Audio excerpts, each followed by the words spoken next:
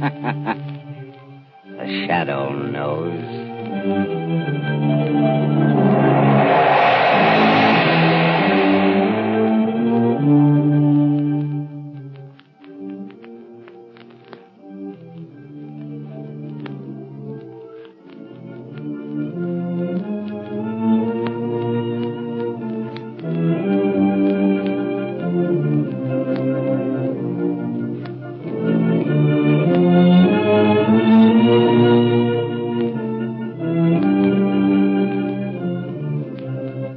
Ladies and gentlemen, before the Shadow begins his next adventure, I want to tell you that the big news going the rounds among motorists these days is about the amazing Goodrich Silvertown tire with the Lifesaver tread.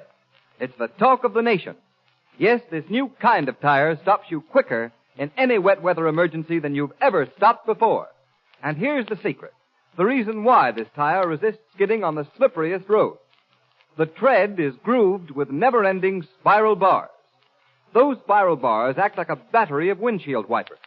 They sweep water right and left, force it out through the deep drainage grooves, make a dry track for the rubber to grip. No wonder this new Silvertown is the talk of the nation, the safest thing on wheels. It costs no more to give your family this life-saving protection. Equip your car with Goodrich Safety Silvertowns now.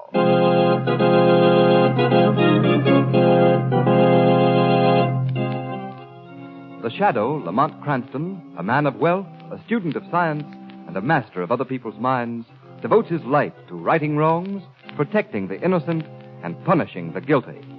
Cranston is known to the underworld as the Shadow. Never seen, only heard. His true identity is known only to his constant friend and aide, Margo Lane. Today's story, The Tenor with the Broken Voice.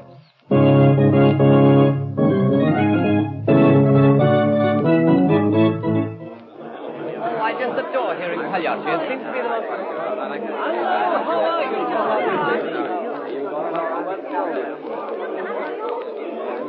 Lamont, this is delightful. I'm so glad we're going to hear Pagliacci. It's my favorite opera. It is beautiful, Margot. You know, they say this young tenor, Hagen Radcliffe, has a gorgeous voice. I hear he's marvelous. He should be magnificent in that closing aria of the first act, Vesti da Juba. Oh, the curtain's Oh, we'd better go. That's why I can get in. I think it's going to be late. All right. That last aria.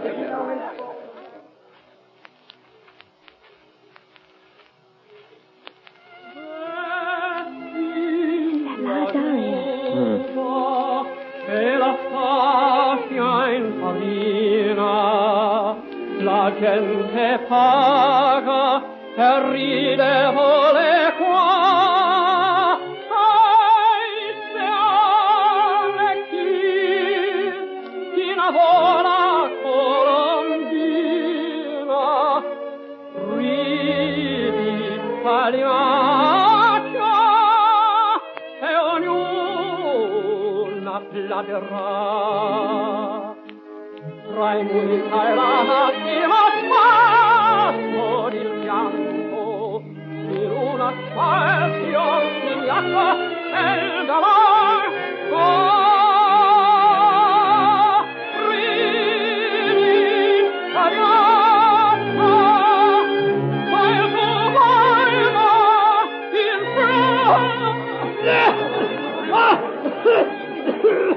Oh, Lamont, what's happened? I'm afraid Radcliffe's voice is cracked, my dear. This is tragic. Madonna Maria, my beautiful voice, it's gone. 10 years of study in slavery and now nothing. My life is ended. How sad, Lamont. They're leading him off the stage.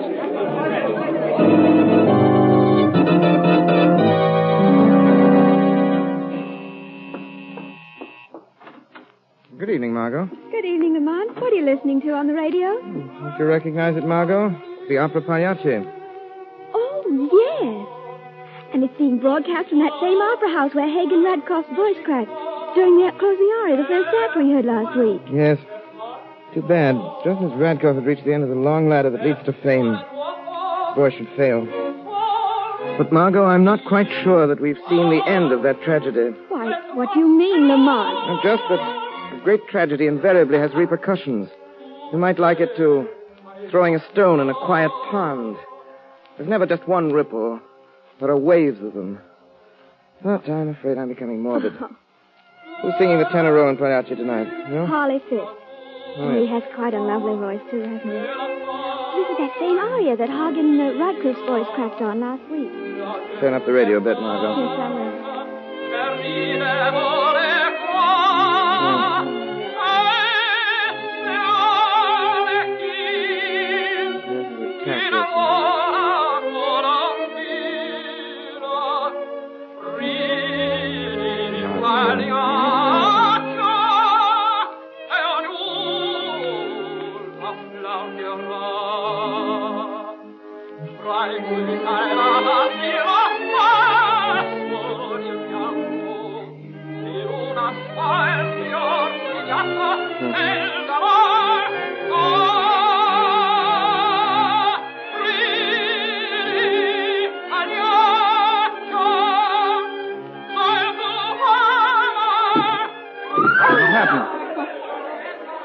Ladies and gentlemen, we regret that this brings the broadcast of Pagliacci to a close. What? There's been a tragedy at the opera. A sandbag fell from the ceiling, hitting Harley Fisk, the tenor, killing him instantly. We now return you to our studios. Oh, Lamont, how ghastly. See, my dear, as I said, the ripples of the stone falling in the quiet pond starting to spread. Then you think this has a connection with what happened to Radcliffe last week? This is no time to think, Margot. I'm going to investigate. Oh, Lamont, can the shadow never rest? Not as long as crime and outrage never rest.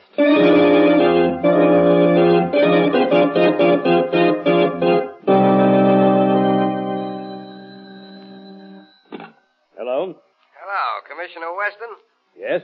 This is Clyde Burke of the Classic. Say, Commissioner, what about the death of Harley Fisk at the Opera House last night? Well, what about it? A very regrettable accident. Maybe. But listen, Commissioner, there's a story in here somewhere. Just the week before, Hagen Radcliffe was singing that same song when he lost his voice for good. Yes, I know that. Well, we figured on running a story on how maybe that song is jinxed. And we wanted a statement from you. You know, they're planning to do the same opera again tomorrow night. Of all the cheap sensationalism. You can't expect me to be a party to such a story. Why not? Good day, Mr. Burke. Commissioner Weston, you sign these orders for the traffic detail? Yes, Hello. Good morning, Commissioner Weston. Oh, it's you, Shadow. What do you want now? I have some suggestions for you. You know they are doing Pagliacci again tonight. So I've been told. Weston, you must be sure at least 2 squads of detectives cover every section of the Opera House. Afraid there'll be trouble again during the singing of the closing aria. No, I won't do that, Shadow. Weston, you're a very foolish man. There is catastrophe in the cards for tonight. You can prevent it if you follow my instructions. Shadow, I don't need you or any other man to tell me how to run this office. Commissioner Weston, didn't your grandmother ever tell you that old saying, there are none so blind as those who will not see? My grandmother did, and again I say it is absolutely imperative that you have a detail guarding the Opera House tonight. It's absolutely ridiculous, and I'm too busy to discuss it any further.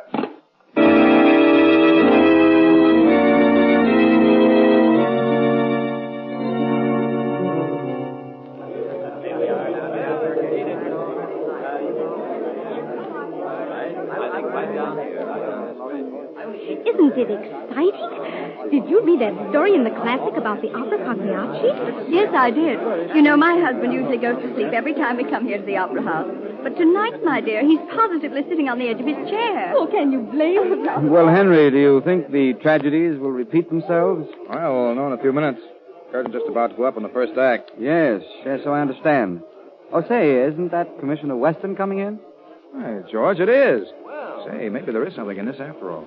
Oh, good evening, Commissioner. Good evening. Good evening. You here to try and stop another tragedy, Commissioner? Absurd. There's nothing to that tragedy nonsense. I'm here solely to listen to the music, and I wouldn't have even done that if my wife hadn't insisted. Did you hear what he said? Well, I guess there's nothing to it then. We could have stayed home and played bridge, too. Yeah. Curtain going up. Curtain going up. Well, I wonder if it'll happen tonight.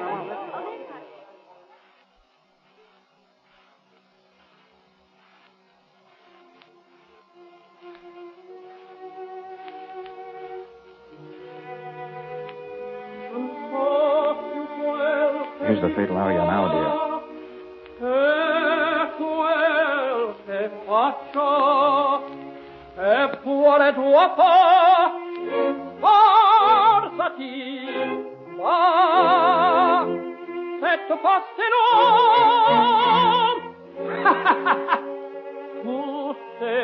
tagliato.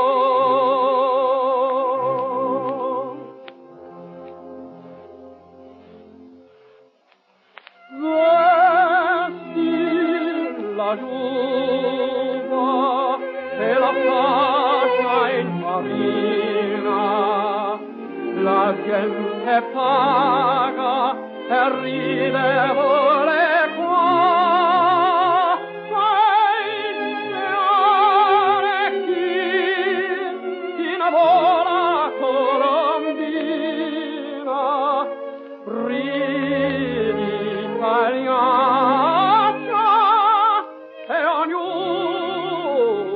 Applaudirà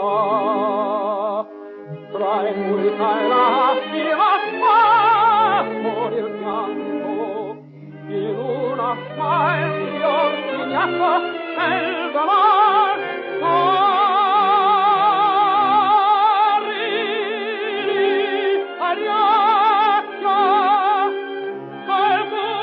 Clear the stage instantly and ring down the asbestos curtain. Pay no attention to that man. I warned you today, Shadow. Yes. What is this? This is the voice of the shadow. And possibly the citizens of this city have more faith in me than the commissioner has. Clear the stage immediately and ring down the asbestos curtain. Yes, do what he says. Shadow. Shadow, bring down the curtain. Well, there goes the curtain down. I wonder what next. Listen to me. Listen to me once again, ladies and gentlemen. Don't be afraid. There will not be another explosion, and the fire will be kept backstage by the asbestos curtain. Begin leaving in orderly fashion. Obey the ushers, and no one will be hurt. As regards these calamities, you have my word as the shadow that I will not rest until I have solved this mystery of the opera.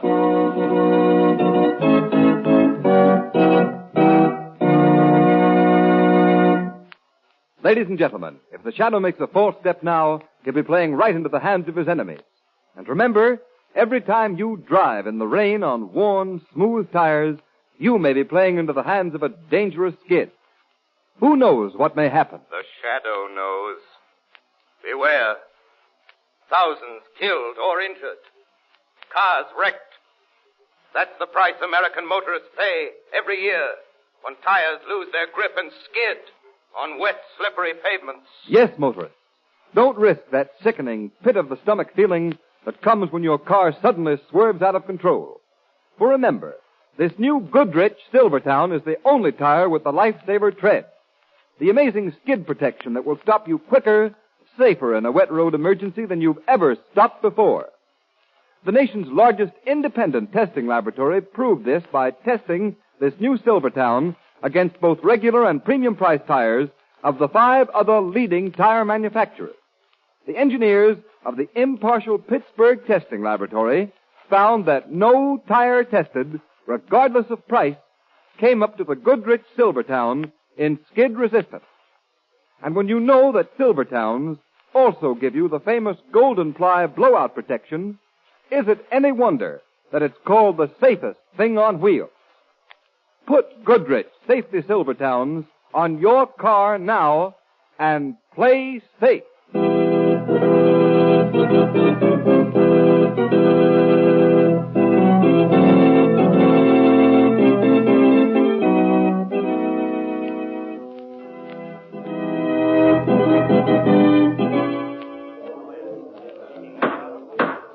Gentlemen, we have called this meeting of the Board of Directors of the Opera Company because we feel that there now exists a crisis and we directors must come to an immediate decision. You're all aware of the regrettable events of the past week. And gentlemen, we must decide whether or not to suspend opera for the balance of the season. I call on Commissioner Weston, who has kindly consented to come here this evening and advise me. Commissioner Weston. Well, gentlemen, I'm placed in an awkward position. I realize that to close the Opera House for the balance of the season will mean that a number of people will lose their jobs. Not only the stars, but many who can ill afford it. Stagehands, ushers, porters, extras, and many others who are necessary to an institution of this size. But, gentlemen, the question is, dare you continue? That is indeed the question, Commissioner. Gentlemen, Mr. Hagen Radcliffe has also consented to appear before us this evening and give his opinion. Mr. Radcliffe. Gentlemen, my heart is very sad.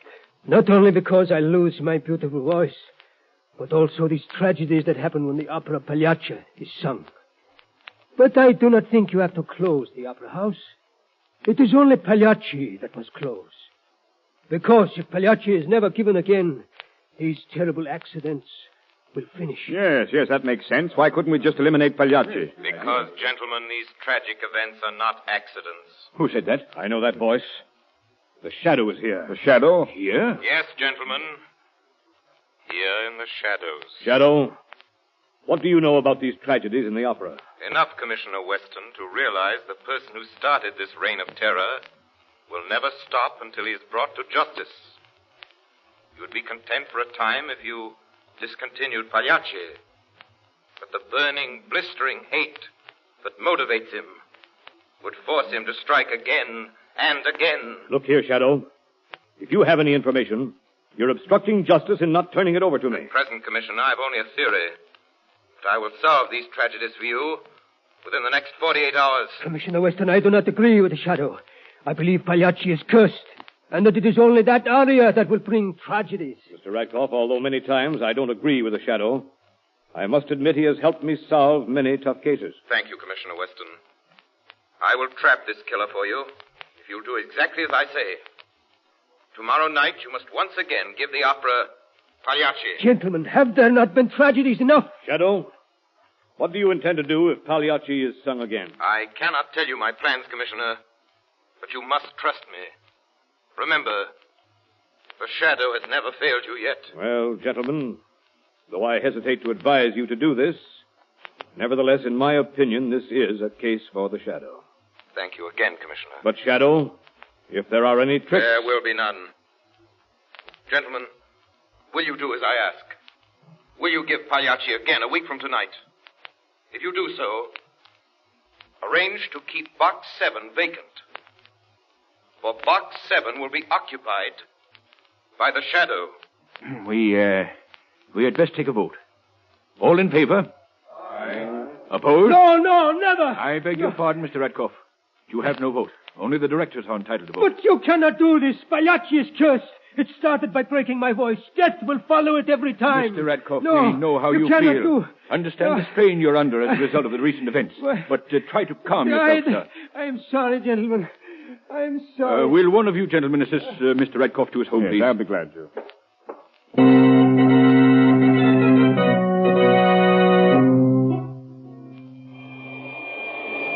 Calling Margo Lane. Calling Margo Lane.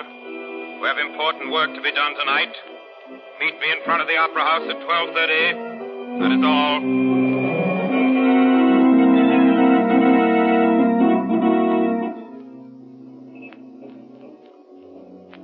Good evening, Mike.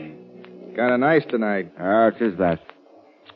Sure hate to go inside and make me rounds. Well, Mike, aren't you a little scared having to guard the Opera House at night after all them killings? Oh, sure, I've been night watchman here at the Opera House for going on 8 years now. I ain't going to start trembling at this late day. Well, I guess you're safe as long as you don't start singing that mystery song. Never a bit of fear of that. The Wearing of the Green is the only tune I ever sing. Well, good night, my lad. I must make another inspection tour of the Opera House. The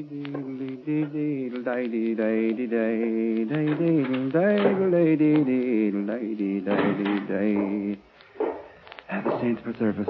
This here Opera House is the darkest spot in the world. Who's that? I see you over there. All right, Mike. Oh, I didn't know it was you, sir. Come here a minute, Mike. I want to show you something. Yes, sir, Oh, don't do that, sir. Not to me. Oh, the knife, sir. No one will stand in my path. Now I will complete my work in Box 7. So, the electric cord runs from the asbestos curtain, and I connect it here to the powder. Tomorrow, let the shadow call for them to lower the asbestos curtain, and his own words will seal his doom. He will blow the Opera House to pieces.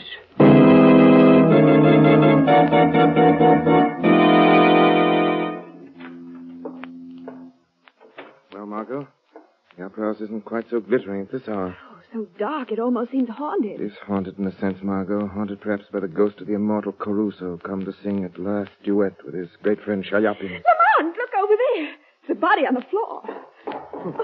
The night watchman. He's been stabbed. Killer has struck again. Lamont, when will this end? If my plans work, tomorrow we'll see this atrocious murderer brought to justice. Why? Why did he kill the watchman? Probably the watchman discovered him before we arrived, but you'd better go home now. I'll send for an ambulance. Oh, Lamont, please be careful. Don't worry, Margot. The killer will not return tonight. She'll be here for tomorrow's opera. I have a ticket for you in box 6. I will be in box 7, in the shadows.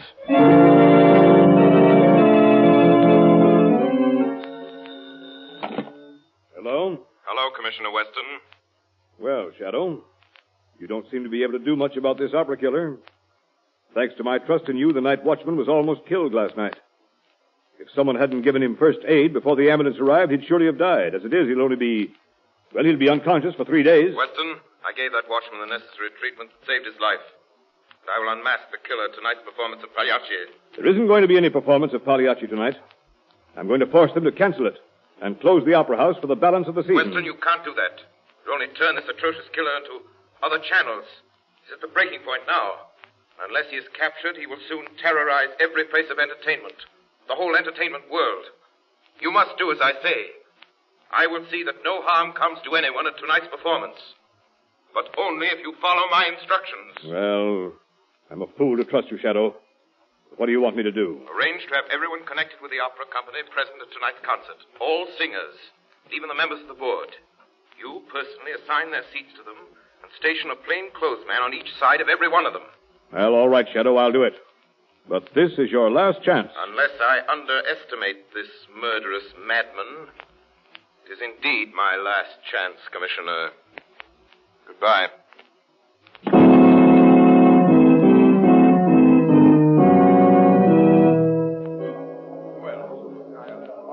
Well, my dear, I didn't expect to find you here, Pagliacci.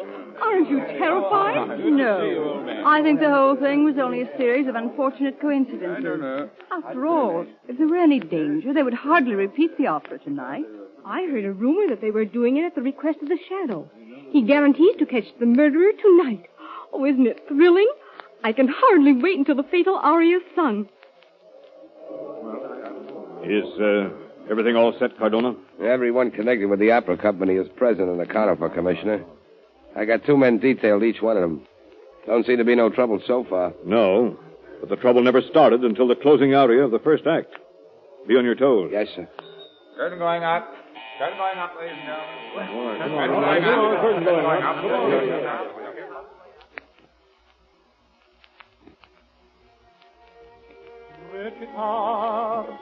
This is the fatal aria now. Non so più quel che dico e quel che faccio. Bastati, va, e tu fettelo. Tu sei Pagliaccio.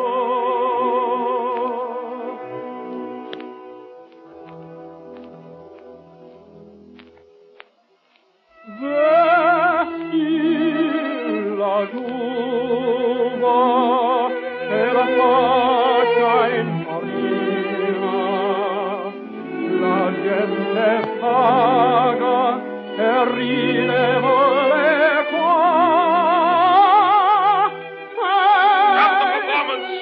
Stop the performance instantly! Bring down the asbestos curtain! This is Commissioner Weston! Bring down the asbestos curtain! Under no circumstances is that asbestos curtain to be lowered. Why not? For reasons you will discover in a moment, Commissioner. Send some men to prevent anyone lowering that curtain. You value your lives and the lives of everyone present. Dorothy, Shadow, no. Listen to the Shadow. Don't lower the curtain. Listen to him. Cardona. Yes, Commissioner. Take some men immediately. Get backstage and guard the ropes that control the asbestos curtain. Yes, sir. Come along, you. Get back there and see no one touches that curtain.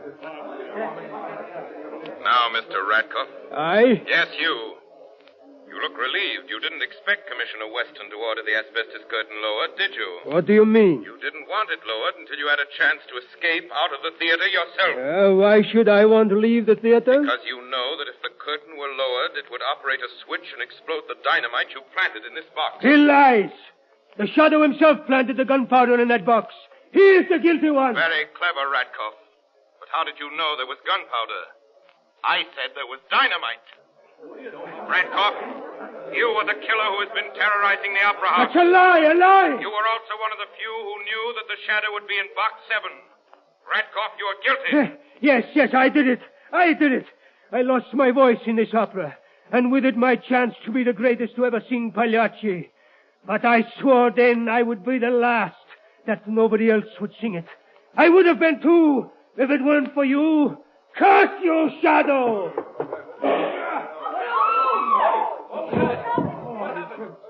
Ladies and gentlemen, this is the last of the opera murders. The stone has sunk at last to the bottom of the pond, and the ripples are ended. The curse of this opera and the dangers attached to the performance have been removed. The people of this city may again enjoy the beauty of the music drama without fear of death.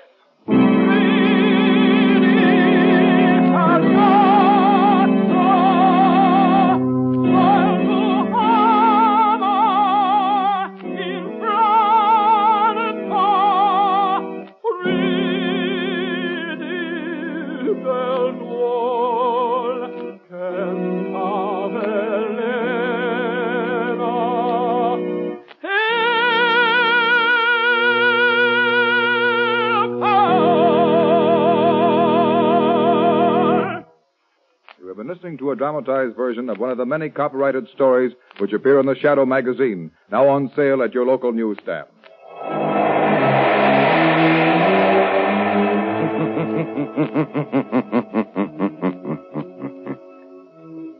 The weed of crime bears bitter fruit.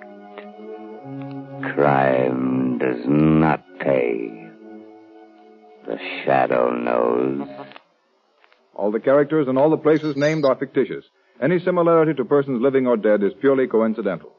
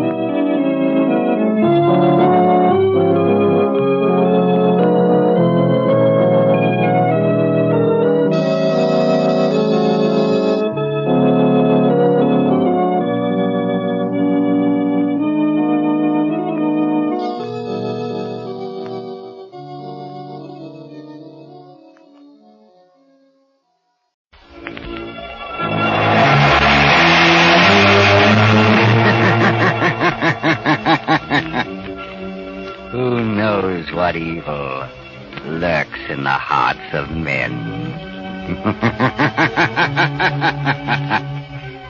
The Shadow knows.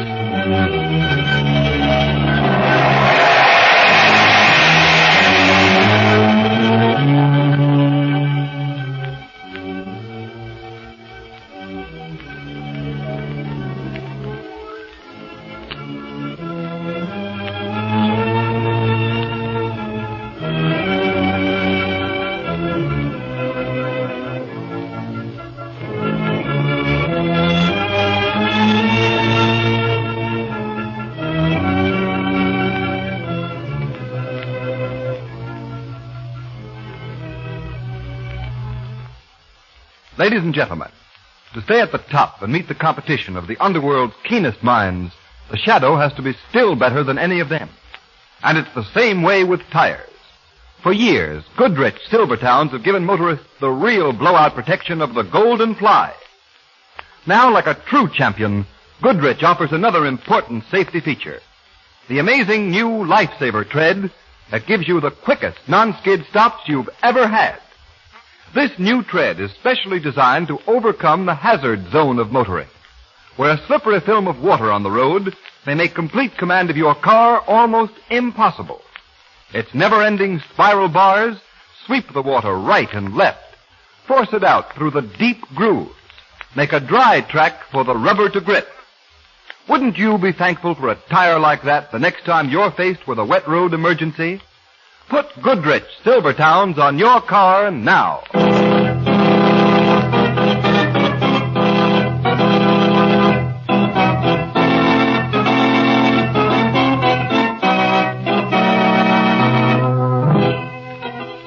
The Shadow, Lamont Cranston, a man of wealth, a student of science, and a master of other people's minds, devotes his life to righting wrongs, protecting the innocent, and punishing the guilty. Cranston is known to the underworld as the Shadow. Never seen, only heard. His true identity is known only to his constant friend and aide, Margo Lane. Today's story, Murder on Approval.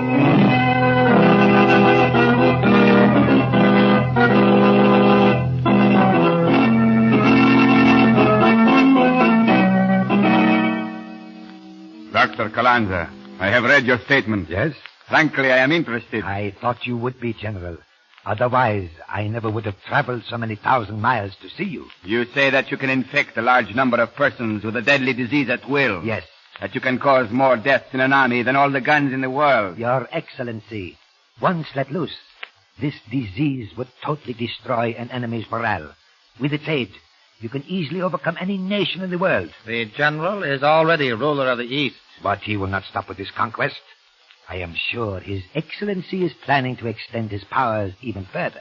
I can give him victory. What is this sickness you can spread, Doctor? I am sorry. That I cannot divulge at this time. Nor the method of infecting the enemy, Doctor. Nor that, Your Excellency. And only I know the cure. Dr. Calanza, your name is not unknown to us. You have been many things. Scientist, adventurer, spy. But you've not always been successful. No. General, may I suggest that you let me try an experiment on troops of your own choosing? Troops? I cannot sacrifice my men. If your disease is fatal... Not on your own soldiers, sir. But why not those of some other power? That is an idea. Soldiers of some country you would be glad to humiliate and hurt. Perhaps even invade. But we are not at war at the present time, Doctor. Does that matter? General, pick any spot in the world, any well-guarded garrison, and in 2 months, I shall have wiped out that garrison. Choose the spot for my experiment. But perhaps it would be better to choose some country you are interested in, yes? Yeah, I see. Yes. All right. We will select your guinea pig. Captain, the map. Yes, General. Here's the map. Calanza, do you know this spot on the coast of the United States? No. But that does not matter. It is one of their army bases. A splendid choice, General. It is well guarded, Doctor. All the better to prove my point. I will leave for America at once. In a short time, many American soldiers will die in their barracks. Then, if you wish me to destroy the whole army of the United States, I can do it for you. Good. Captain, you will make the arrangements with the good doctor, please. To purchase his little methods for murder on approval.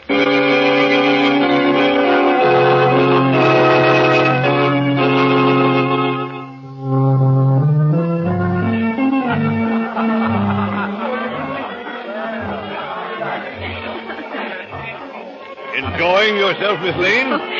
Very much, Colonel Torrance. I like the army. So I've noticed, Margot. I think you've danced with every officer at the base. Why not, Lamont? The poor boys are due back inside the post at midnight. Awfully glad you could come tonight, Miss Lane.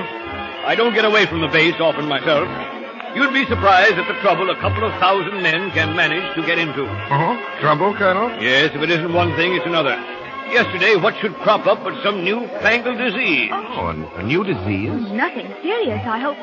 Is it catching? Well, nobody seems to know much about it. Fortunately, there are only a couple of cases. Dr. Harris isolated the sick men immediately, so the rest of us should be safe enough. Have I met Dr. Harris, Colonel? I think so. He's around someplace with a foreign doctor. Yes, the stocky, red-faced officer coming this way. Oh, yes, I see him. Harris promised to introduce his guest. Evening, Dr. Harris. Good evening, sir. Miss Lane, Dr. Nicholas Harris. How do you do? We met at dinner, Doctor. Oh, yes, Mr. Cranston. Colonel, may I present my friend, Dr. Gregor Kalanza? You're welcome, Dr. Kalanza. Thank you kindly. Lamont, shall we dance? I'd love it, Margot. Will you excuse us, gentlemen? Certainly. Well, how are those boys in the hospital, Doctor? Well, they seemed a little better when I left, sir. Good. Get him to tell you about that, Dr. Kalanza. A couple of soldiers have caught some strange disease. Really? Yes, seems so. They're pretty sick, too. Oh, sorry, my wife is looking for me. I'll see you later. Yes. That's quite amusing. What? You are to tell me about this strange new disease. Not so loud. Oh, nonsense. There's nothing to fear. No one knows anything about us, Harris. Unless you have done some talking. Is it likely I'd go around telling people that I was betraying my country? You are being well paid. I know, but... Nothing can happen, Harris. The disease is unknown. It strikes very quickly. And it is fatal within a week. Well, I'd no idea when we started that I was handling such powerful germs. That's why I insisted on shooting antitoxin into you. Without it, we would both get the disease. Oh, I wish it were over. Oh, don't worry. In a few days it will be. And you'll be a rich man, Harris. Yes, rich. After all these years in the army. You broke the little glass bottles as I instructed? Yes, I dropped one of them in the barracks tonight just before I came away. There are enough germs in those bottles to kill a regiment. You will have some new cases shortly. Be careful. Here comes one of the lieutenants. Doctor, have you seen Colonel Tollins? Why, yes, he's right over there. Oh, yes. You better come along, sir. You'll be needed. There's trouble at the base. Trouble? Yes, hurry, sir. It seems that our plan is going smoothly, Harris. Be quiet, will you? Come on over to Colonel Torrance. Get me inside the base. All right. I'll keep quiet. Colonel Carr. Yes? From the base, sir. Urgent. Yes, Lieutenant. Let's have it. Here, sir. Let me see. Good Lord. What is it, sir? The whole barracks has come down with that confounded disease, Harris. 200 men. They're pretty bad, sir. It's an epidemic, sir. Yes, Lieutenant. Yes, sir. General order. All officers must report back to post immediately. Emergency. Yes, sir. The base is already under quarantine, sir. Good. Announce the recall from the bandstand. Right away, sir. Oh, Colonel, perhaps Dr. Kalanza could give us a hand. We're going to need every doctor we can get. I would be delighted, Colonel. Well, very kind of you. What's all the excitement, Colonel? Cranston, you'll have to drive us back at once. The base is hit by an epidemic. An epidemic? Yes. Will you have room for Dr. Harris and Dr. Kalanza? General order! All officers are to report back to post for duty immediately!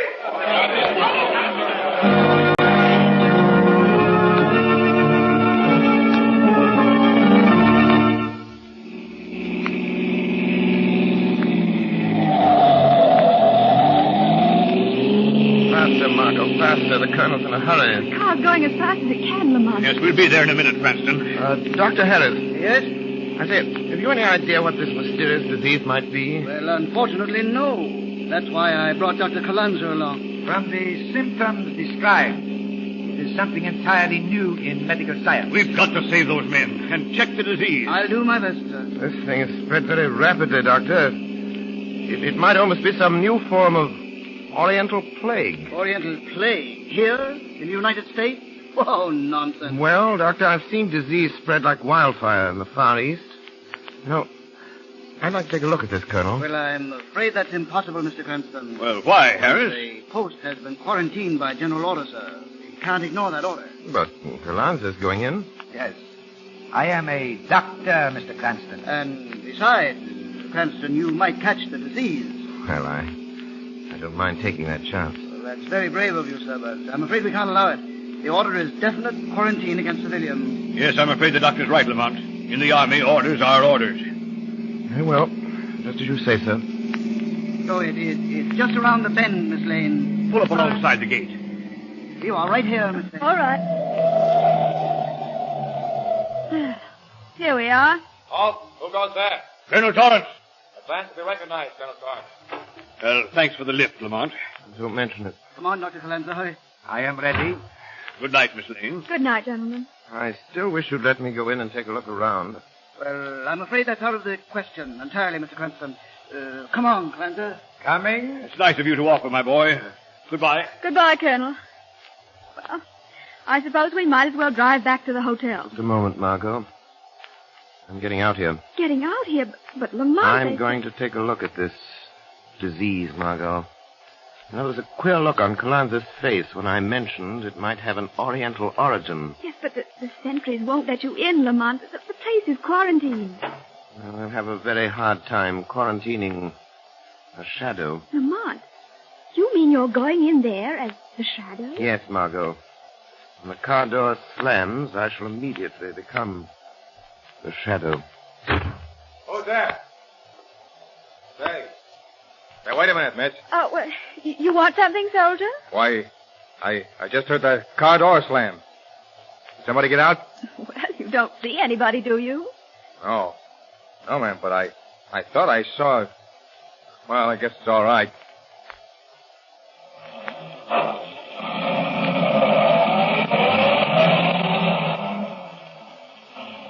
That's kind of funny. Hey, Joe! Yeah?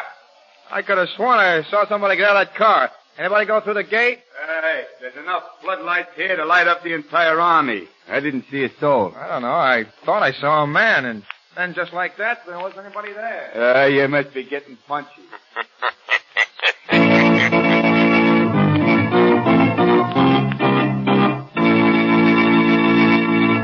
Ladies and gentlemen, while we leave the shadow for a moment, just put yourself in this picture. You're driving along in the rain. The road ahead looks safe, even though it is plenty wet. But suddenly you flash past that familiar warning sign, road slippery when wet. Beware. Look out for skids. Will the tires on your car slip or grip? And motorists, your tires will grip wet roads if they're the new Goodrich Silvertowns with Lifesaver tread. This fact was proved not alone by Goodrich, but by the nation's largest independent testing laboratory, the noted Pittsburgh Testing Laboratory. The impartial engineers of this great laboratory tested the new Silvertown for 3 months against both the regular and premium price tires of America's 6 largest tire manufacturers. And here are the results. They found that no other tire tested, not even those priced at from 40% to 70% more than Silvertown's, came up to the new Silvertown in skid resistance. Furthermore, they found that this Silvertown gave more non-skid mileage than any of the other tires tested in its own price range. In fact, it averaged 19.1% more mileage before the tires wore smooth, which is the same as saying you'll get every 6th mile free. And remember, motorists, many tires cost more than Silvertown's, but no other tire at any price can give you Lifesaver Tread skid protection and the famous Golden Ply blowout protection. Equip your car with these life-saving Silvertowns now.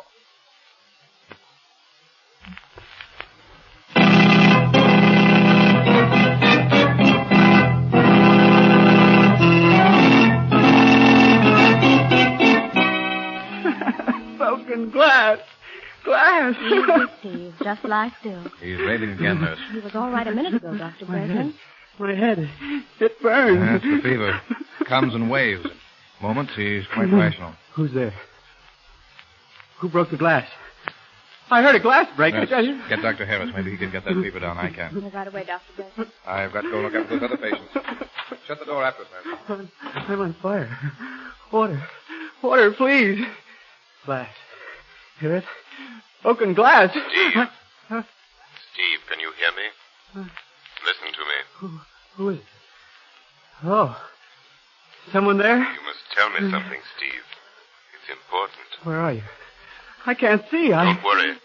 Even if you can't see me. There's only a voice. I'm here, Steve. Here in the shadows. Listen to me. Yes? Listen. Quickly, before the fever returns. Tell me, why do you keep repeating the words broken glass? Broken glass? Yes. Keep saying it over and over.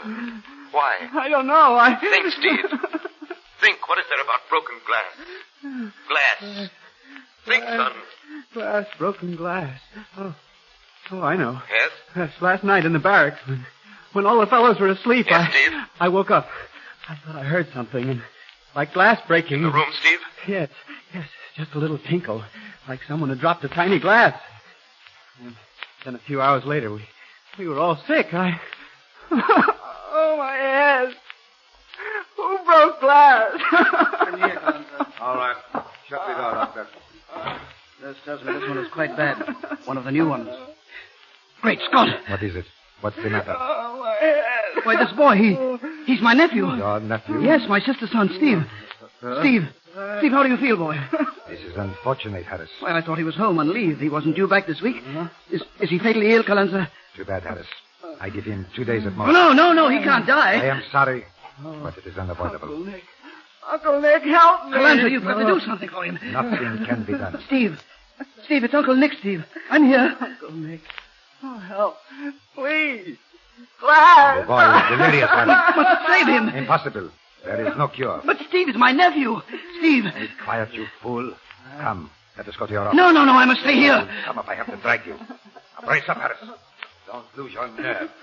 Come on, man. Broken glass. Oh, Uncle Nick. Someone's broken glass. Yes, Steve. Someone broke glass. And I mean to learn just what your Uncle Nick had to do with it. He and Gregor Calanza.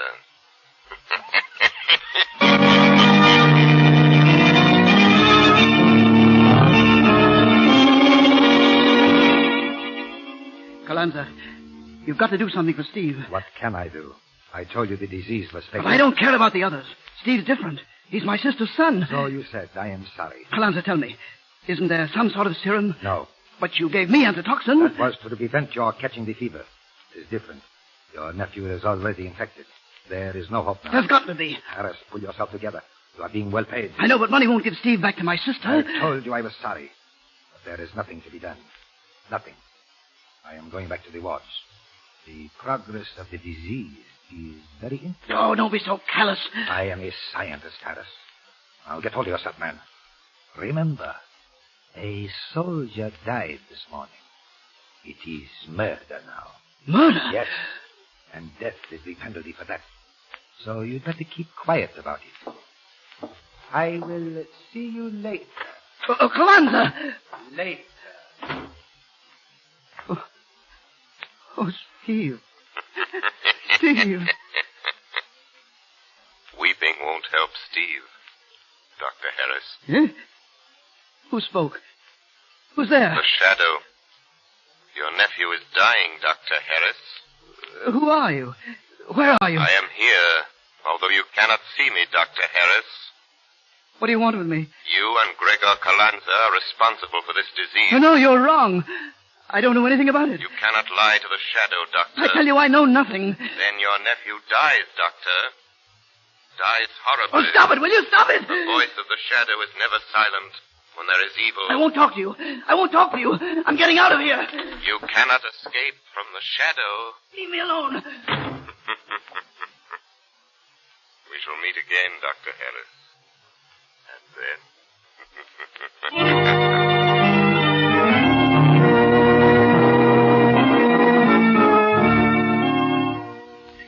Here's the test tube you wanted, Dr. Harris. All right, put it down, man. Put it down. Yes, sir. Now leave me alone.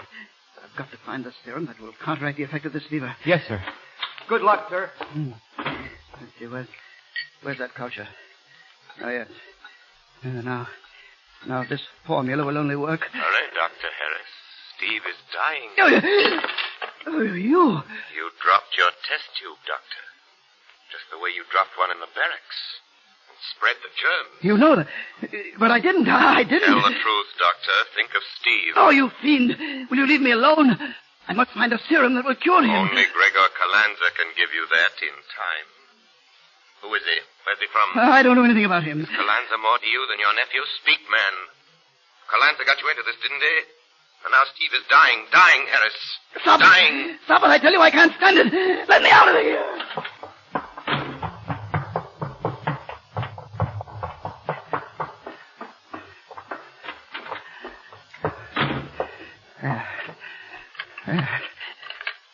Safe in my room. Now, wait, I must lock the door. Locked and bolted. Now we can't get in. That voice coming from nowhere. Always in my ears. Oh, I'm going crazy. Where's my bag? I've got to get away. And leave Steve dead behind you, Doctor? How did you get in here? I'm with you all the time, Doctor. Oh, please. Go away. Please leave me in peace. There is no peace, Doctor, for a man who will let his nephew die in agony. Oh, I'd save him if I could. Believe me, but I don't know how. Calanza knows. But he says there's no cure. Did you believe him? He had an antitoxin, didn't he? Perhaps he has a serum that will cure the disease once it is developed. But he told me... He got you into this crime, didn't he? Yes. Yes, he promised me wealth. I've always been poor. Why did he pick this army base for his crime? Because if he's successful, it means the entire army will be wiped out in this way. United States Army? Yes. This disease would wipe out whole armies. Then invasion would be a simple matter. But you can't isolate the germ. There's no cure. There must be a cure. Calanza would have one. But he says there is none. There must be. Make him tell you what it is. Otherwise your nephew dies. But I can't help him. Or this country either. Steve is dying and you're afraid to cross the one man who might cure him. What is Calanza compared to your sister's son? He got you into this. Make him help you. All right. All right, yes. Yes, I will. But hurry. He's out there now, watching the soldiers die. Watching Steve and the other men he's poisoned. And enjoying it, Harris. Enjoying it. I'll get him to my office and make him give me that serum. That's it. I'll make him. Hurry, Doctor. Hurry.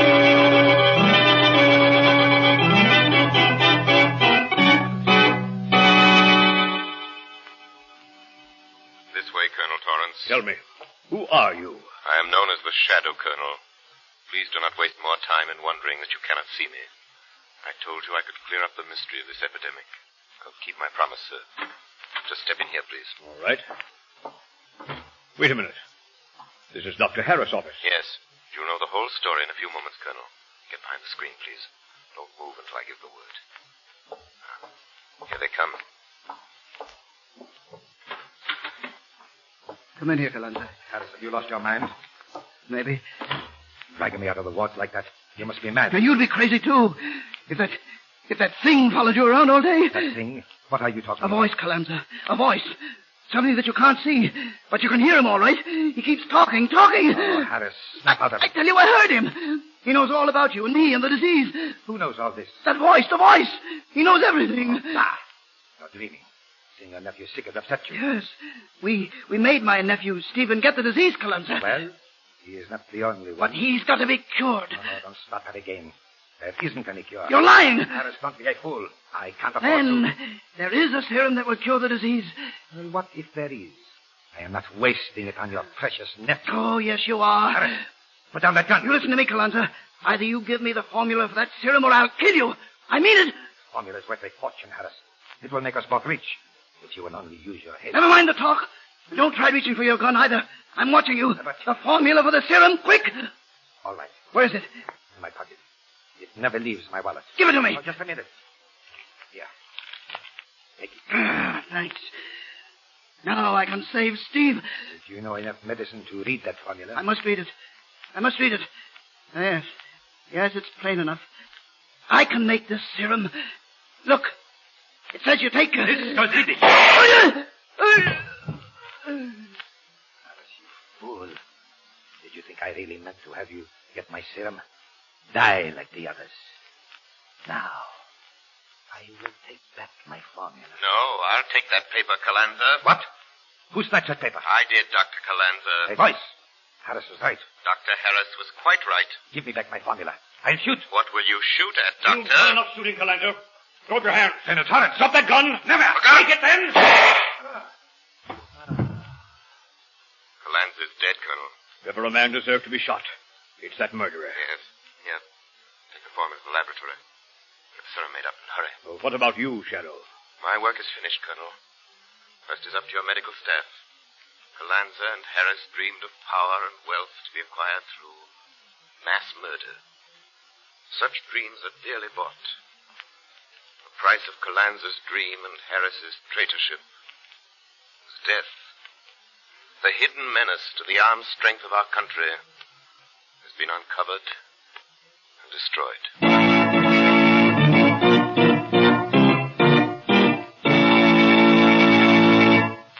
You have been listening to a dramatized version of one of the many copyrighted stories which appear in the Shadow magazine, now on sale at your local newsstand.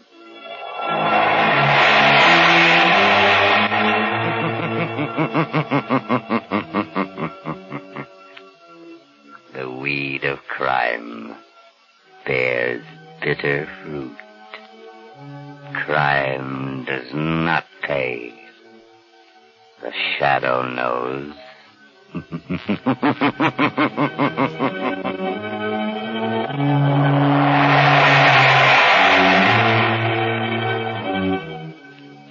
All the characters and all the places named are fictitious.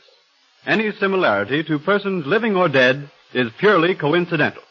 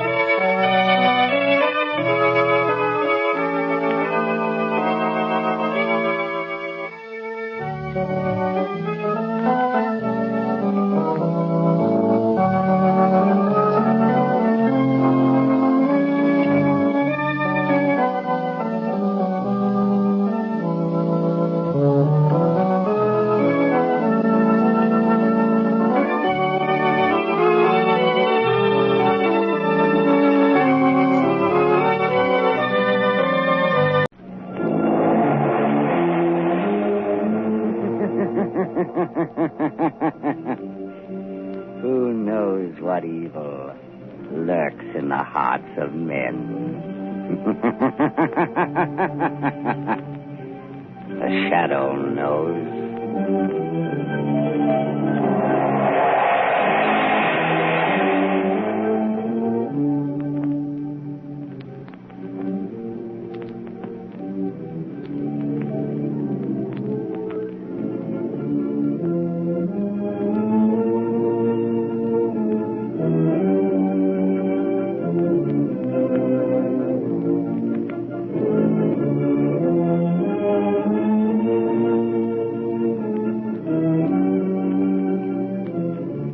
Ladies and gentlemen, in a moment, the Shadow will be on the air with a thrilling new adventure. But first, let me tell you about a new kind of tire that makes wet weather driving safer than you've ever dreamed possible. It's the new Goodrich Silvertown tire with the Lifesaver tread. Next time it rains, just notice the way your windshield wiper sweeps the water right and left to give you clear, safe vision. Well, that's how the amazing Lifesaver tread on the new Goodrich Silvertown tire performs on a wet road. It sweeps the water right and left, forces it out through the deep drainage groove, makes a dry track for the rubber to grip, gives you the quickest non-skid stops you've ever seen. And you get this life-saving skid protection plus golden ply blowout protection at no extra cost. So play safe. Equip your car with Goodrich Safety Silvertown.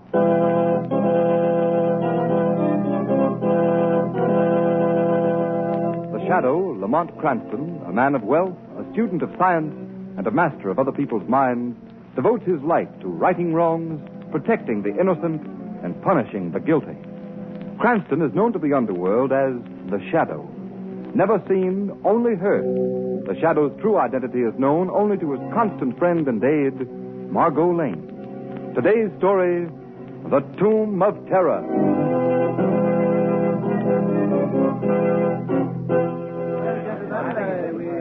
And so, gentlemen, we are gathered here on the grounds of the City Museum to pay tribute to those who have successfully brought to this country the building that stands before you. The authentic tomb of the Egyptian pharaoh, King Khufra-Tep. It is my pleasure to present to you now the man who is largely responsible for its discovery, transportation, and reassembly. The director of the expedition, Dr. Romney Hale. Thank you. Thank you. Directors of the museum and fellow workers, I am very grateful. It has been through your cooperation that this work has been made possible, although perhaps we owe a vote of thanks to good King Khufra-Tep himself. In spite of the legendary curse that all who gaze upon King Khufra-Tep's mummy shall die, the bulk of our job is finished. Now, before you are admitted for the inspection, will you excuse Mr. Avery, Mr. Johnson, and myself while we make a brief check of the interior of the tomb? Harry, Jack, will you come with me? Oh, surely, Doctor. Oh, certainly, Doctor.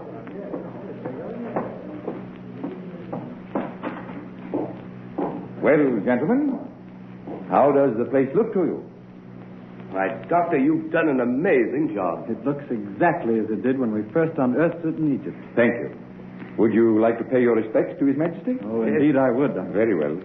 Will you help me with the lid of the mummy case? Oh, sure. There you are. Khufra-Tep the King, Lord of Egypt. My, magnificent face. Yes, wonderfully preserved. We are defying the ancient curse by looking upon that face. Oh, come, Dr. Hale. Surely you don't believe Look at the mummy's eyes. Why, that's strange. They seem to glow. Yes, I see it, too. A sort of unearthly light. What is this, Doctor, a trick? No, gentlemen, I give you my word. I don't know what it could be. The light's growing brighter. I don't like this. It's uncanny. Close that case. Let's get out of here, Doctor. I can't understand it. If we hadn't all seen it, I would... Oh! Dr. Hale, what's the matter? Take his arm, Jack. Let's get him outside. Where did you... What's wrong? What's the matter with Dr. Hale? I don't know. He suddenly collapsed. He was... Jack, what's the matter with you? Someone get a doctor, quick. These two men are very ill. Harry, what happened in there? Well, Mr. Rafferty, I was... Harry! Catch him. He's falling. Harry. Here, man, tell me what happened. Mr. Rafferty, it was... The eyes. The eyes. Yes. It's King Khufra-Tep's curse.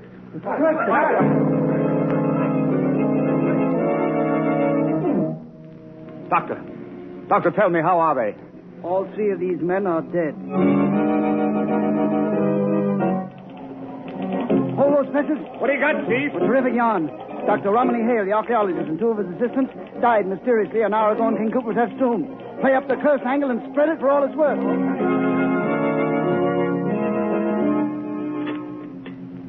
Dry soup, cream on its side. Some of those donuts, too, please. Oh, donuts?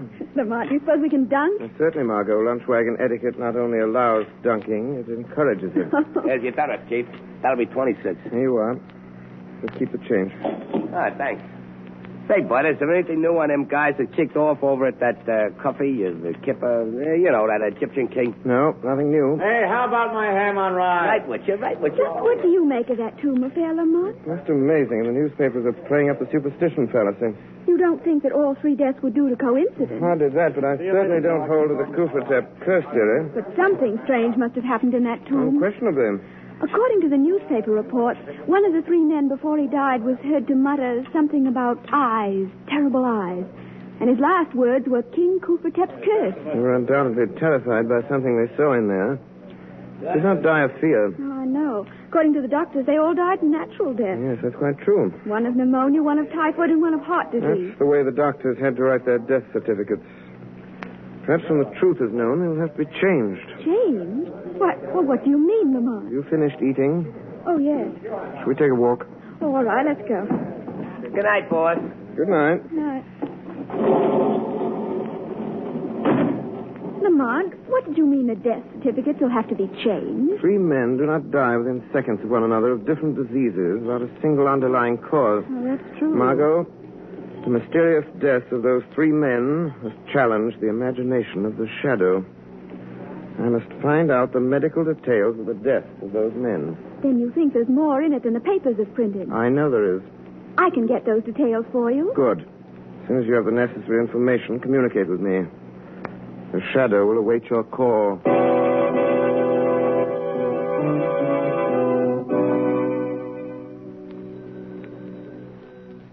Hello. Lamont, this is Margo. Oh, yes, Margot. What did you find out? I just talked to Dr. Burley, he's in charge of the case. Yes? He said that the 3 men actually died, as the paper said, but there was one detail that was not printed. What is that? Well, the doctors themselves don't seem to understand it, but an examination of the victim's blood has shown in each case a complete absence of leukocytes. Leukocytes. Yeah. Those are white corpuscles. Yes. Do you realize what that means? Without white corpuscles in the blood, the human system would have nothing with which to combat disease. No wonder they died. Margot, this is the first key to the mystery. Perhaps the shadow can find the answer to the next question within the museum walls.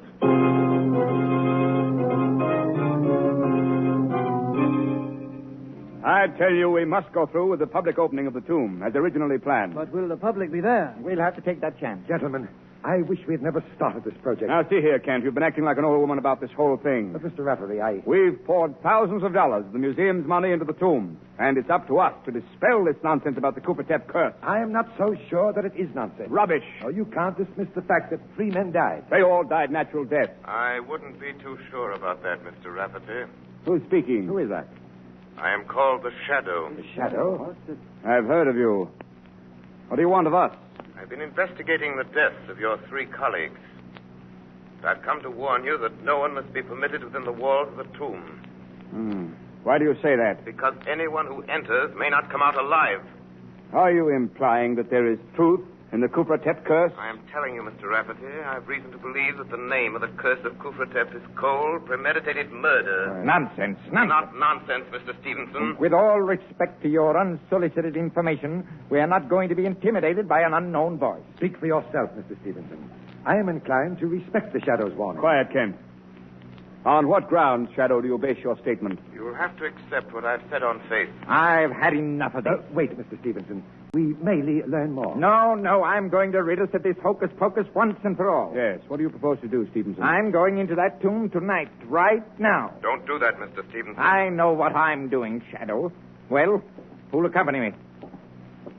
Don't tell me that you're all afraid. Why, no, not at all.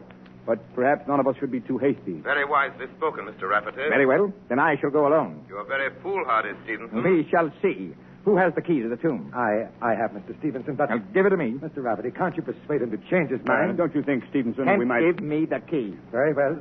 Here you are. Thank you. Now, wait. We'll accompany you to the door of the tomb. All right. You may be going to your death, Stevenson. I'll chance that. Come along, men.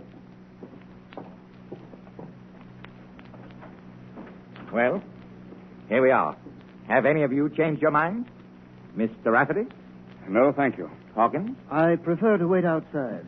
I know there's no use asking you, Kent. Don't go in there, Mr. Steve. Something horrible waiting for you in there. Give me that flashlight. I'll find that out for myself. He's in the tomb. Nothing horrible has happened in here yet. Don't touch the mummy case. Why not? Might as well make the investigation complete. Don't, Stevenson. You mustn't. Can't any of you stop him? What can we do?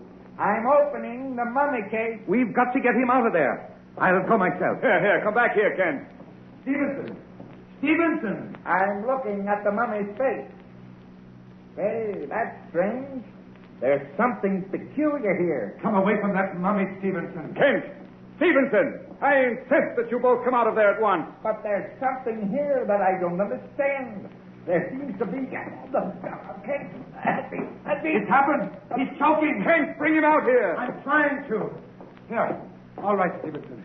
Here, now just lean on me. Stevenson. Man, what happened? I looked at Gupta. He's dead. He's dead. It's not possible. The shadow was right. Yes, gentlemen. Stevenson ignored my warning. Has perished. This should convince all of you that there is a ruthless killer masked behind the Kufratep curse.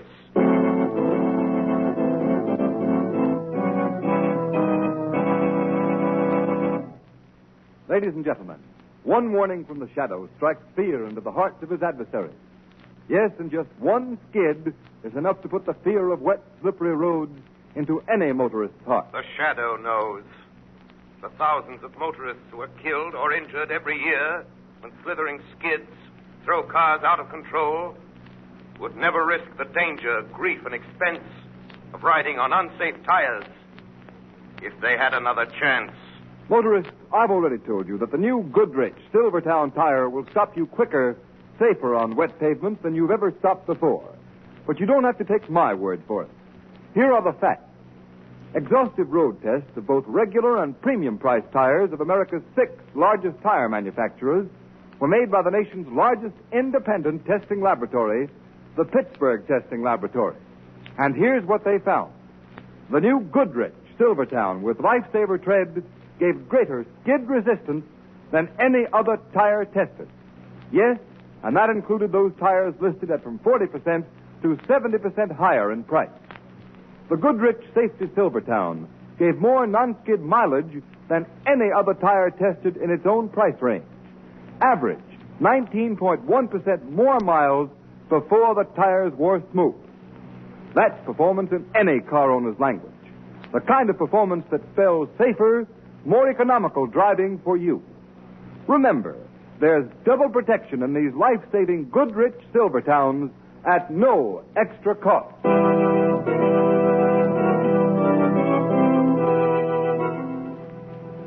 Margo, what did you learn about Stevenson's death? Well, Lamont, the doctors officially called it influenza. What about the blood test? It was the same as the others. The white corpuscles had been destroyed. Just as I thought. That proves that Stevenson was murdered, too, and by the same instrument. But, Lamont, what can that instrument be? It may be a serum, poison gas, I don't know. More important than the killing device is to find the killer's motive. You found out something, Lamont? Not exactly, but I saw a man at the museum about whom I should like to know more. Who is he? Aldous Kent, an assistant curator.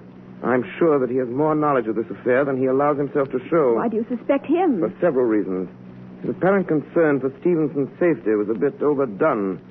For a scientist, he was surprisingly naive about the Kufratep curse, and, most important, in spite of his outward fear, he followed Stevenson into the tomb. I'd like to know more about that man, Margo. And that's where you can help me. Yes, Lamont, but how? By visiting Kent as a newspaper woman. Interview him about his career. Find out whether he's interested in any branch of science other than archaeology.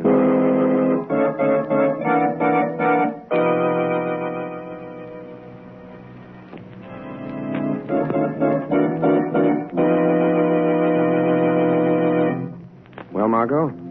I saw Aldous Kent. Yes? He hasn't always been an archaeologist. He worked at many things. For instance? Well, before he went to work for the museum, he was employed as an assistant by Dr. Faber. You know, the well-known biologist. Very interesting, Margo. I see that's all I'll have to know. But, Lamont, does that have any bearing on the murder? May have everything to do with them. I'll be able to answer that question after the shadow pays a call on Dr. Faber.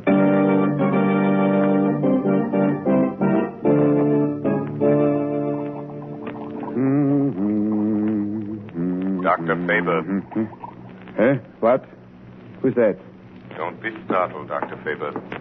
Who are you? I am the shadow. Are you in this room? I can't see you. I regret that I must remain in the shadows. What do you want? I am seeking information. Well? I would like to have you tell me what you know of Aldous Kent. Kent? Aldous Kent? Well, he worked for me. He was my assistant for several years. Yes, I know that, Dr. Faber. What kind of a man was he? Very efficient laboratory man. Why did he leave your employ? Well, frankly, because he was dissatisfied. Kent was a very moody man. He felt that his work should be more fully recognized. What sort of work did he do? He was active in all the routine laboratory experiments. Can you recall what some of those experiments were? Let me see. Well, he made some really brilliant contributions to our work with the Röntgen ray. That's the X-ray, of course. Yes, I know. Exactly what were those experiments? We were varying the ray to determine its effect on animal life. What was that effect? Well, at one stage of the game, it was destructive. We developed a ray that was capable of destroying the white corpuscles in the blood of the laboratory animals. It's enormously interesting, Doctor. Tell me, Does such a ray have the same effect on human beings? Oh, yes, it probably does. Thank you, Dr. Faber. You have given me the solution to the mystery of the Kufratep curse.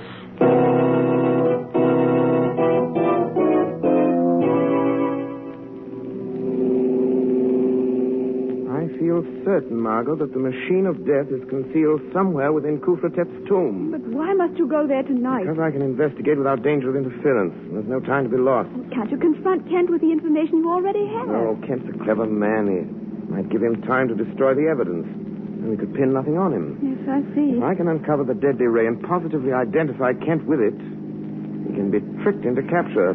Here's the museum. I'll turn in this driveway. As a precaution, I'll switch off the headlights. Lamont, I hate to have you going into that tomb alone. It's an eerie-looking place. No, nothing will happen to me. Yes, that's what the others thought. The others weren't aware of the real danger as I am. Hand me the flashlight, Margo. Here you are. Thank you. Wait, what's that over there among the trees? Appears to be someone carrying a lantern. He's approaching the tomb. Lamont, who can it be? Wait. I think I recognize him. Yes. The old watchman. Oh. Shall you wait now until he goes? I'm not sure that he's going. He seems to be entering the tomb. Lamont, isn't it strange after all that's happened that he should dare to enter there alone? Very strange, and I'm going to find out why. Won't need this flashlight, Margo. What are you going to do? It is the shadow who will enter that tomb for a little conversation with the old watchman. Shall I wait for you? No. Take the car and return home. Stand by for the shortwave wireless. I may need your help in communicating a message of vital importance.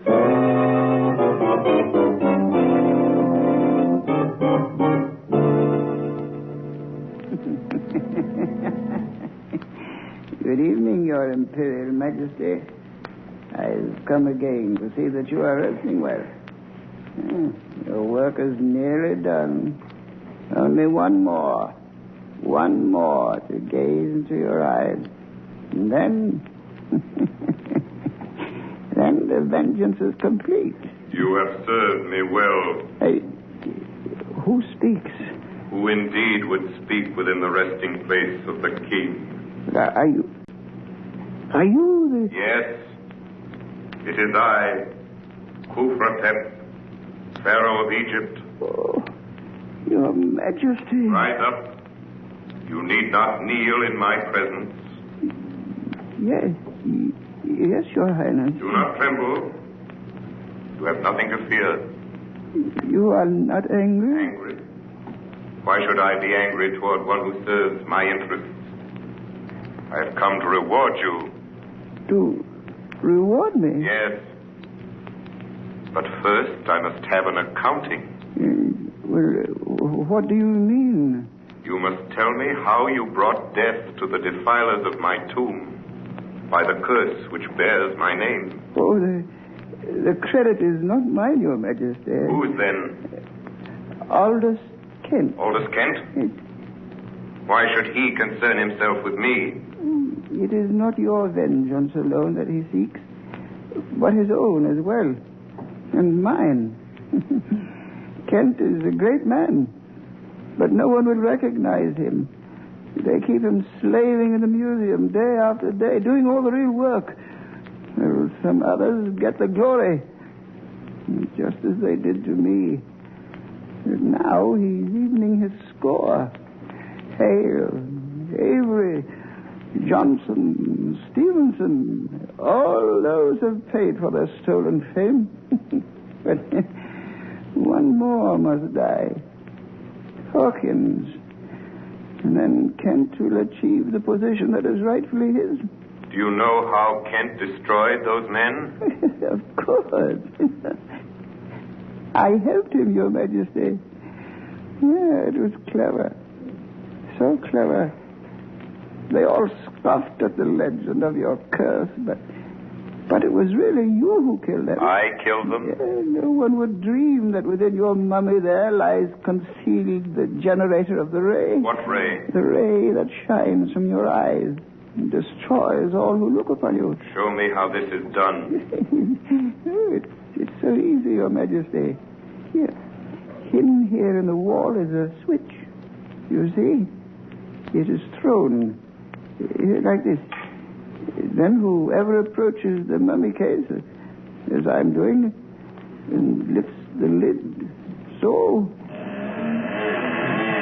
and gazes into your eyes, the gleam of death shines upon them. Oh, what have I done? I didn't mean to look. I couldn't. Save me. Save me. I cannot save you. Your own evil knowledge has destroyed you. But by your death, you have pointed the way to Aldous Kent's undoing.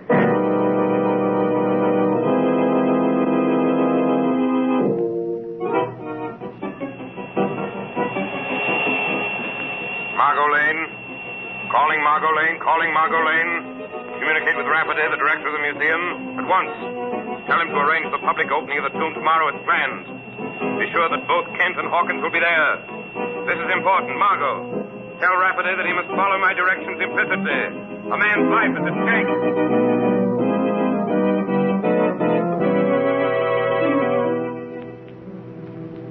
Before admitting the public, I have invited you, gentlemen of the press, to gather here to dispel once and for all this nonsense about the legend of the Cooper-Tep curse. Well, just how do you propose to do that? Yeah. Well, Mr. Burke, as you know, the tradition is that everyone who looks at the face of the mummy dies. Sure, I know that. I know that. Now, this is Mr. Hawkins, gentlemen.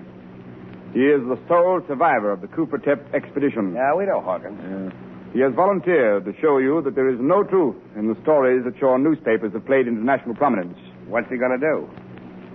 The mummy case will be opened in your presence, and Mr. Hawkins will personally gaze on Cooper-Tep. Now, this ought to be good. Are you ready, Mr. Hawkins? Well, very well, you may proceed. So, Mr. Rafferty, Go ahead, Hawkins. Mr. Rafferty, I can't. I changed my mind. What? What do you know? But, Mr. Hawkins, do you realize what this means? Yes, Hawkins, you must go through with it. I'm afraid not, Kent. I've lost my nerve. The prestige of the museum is at stake. Well, you seem to have changed your attitude, Kent. Well, I disapproved of this plan at the beginning, but as long as you've gone this far, I think you should carry it out. Well, Kent is right. Well, I'm sorry, but, well, when I think of the others, what happened to them, and seeing them die, I just can't. Well, boys, looks like the show's over. Let's go. Wait, gentlemen, don't leave. Now, Mr. Hawkins, if I volunteer to look on the mummy's face first, will you follow me? Well, That's certainly fair enough, Hawkins. Very well. Have I your permission to open the mummy case, Mr. Rafferty? Yes, you have. You're very brave, Mr. Kent. Who's that? It's the Shadow. The Shadow? Boy, what a yarn this is going to be. Shadow, why are you here? I anticipated your performance, Mr. Kent, and I came to see that it was carried out properly. What do you mean by that? Before you proceed, I suggest that somebody throw the switch concealed in the carving on the wall. I don't know what you're talking about. You do know, Mr. Kent. I want your demonstration to duplicate Hale's, Stevenson's, and the others. The switch was thrown then. This is absurd. Here it is. I found the switch. Please turn it on, Mr. Rafferty. There you are. It's on. Good. Now you may continue your little performance, Mr. Kent. This whole thing is ridiculous. I refuse to be made a fool of. Are you trying to back out, Kent? I will not continue under these conditions. I thought you wouldn't. You know that to look on the mummy's face when the switch is on would mean death. That is not true. But it is. And no one should know better than you. Concealed within that mummy is a murderous ray. That ray is your own conception. That's a lie. There is no ray. Then why don't you look on Cooper-Tep now? Because Then you shall be forced to do so. Oh, no. Rafferty, Hawkins, lead him to the mummy case. Come on, Ken. I won't. Let go, man. Let go. Somebody left the lid of the case. Let go. I won't look. Now, Aldous Kent, stare long into the eyes of Cooper-Tep. Do you see the evil light that glows within them? That's what the others saw. No. I didn't. I killed him, I confess. I killed him, but don't make me look at it. Ah! He's dead. Then it's true. There is a ray. Not any longer, gentlemen. I removed the machinery that generated that ray. All that you have just seen was carefully staged to trap Aldous Kent. He is dead. He died of fear. Fear of the thing which he himself created. You have all witnessed the end of the curse of Kufratep. A curse which fell justly on the true desecrator of the tomb.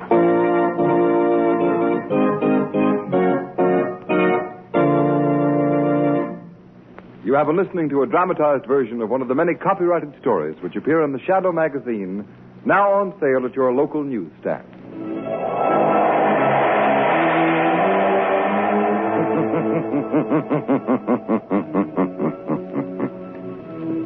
The weed of crime bears bitter fruit.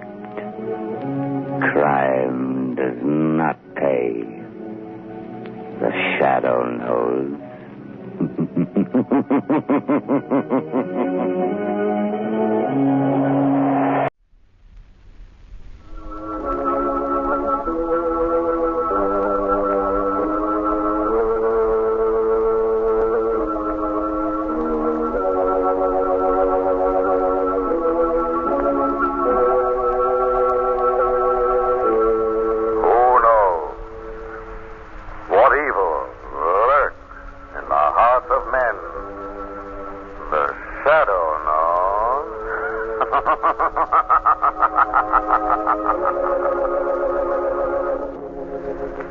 The Shadow, who aids the forces of law and order, is in reality Lamont Cranston, wealthy young man about town.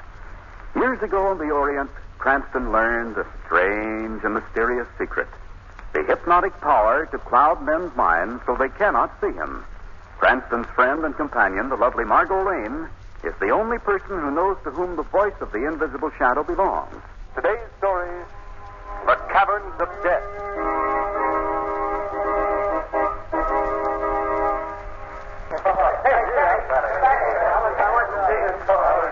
Now, students, most of the visitors who come here to the caverns believe that the underground chamber which we are about to enter is one of the most magnificent of nature's wonders. Hey, this is pretty impressive, isn't it? I'll say. Hey, guys, take a look at the section we're entering now. It's as big as all outdoors. We've named this great natural hall the Temple of Vulcan, after the Roman god of fire, because of the pit that you see over there near the center, from which vapors continually fall. I think your class will find this the most interesting part of the cavern, Professor Morley. Is it safe for me to bring my students any closer to the pit? Are the vapors harmless? Sure. Just see. Hey, come on, fellas. Let's take a look at it. Come on, fellas. Eddie, come with me. Now, mind you, boys. Not too close. Oh, it's all right, Professor Morley. There's a railing around the pit. Now, this great circular crater, approximately 100 feet in diameter, is truly one of the natural masterpieces of the entire Southwest. At the base of this pit is a pool of water, which is believed to be bottomless. The steam which you see rising before you is emitted from clefts in the rocky wall, about 15 feet below the brim. These may be seen by leaning slightly over the railing and looking downward. Can you see him, Eddie? No, not yet. Look, lean over here. See him? Oh, yeah. Look down there. Hey, look out. The rail's breaking. We're falling into the pit.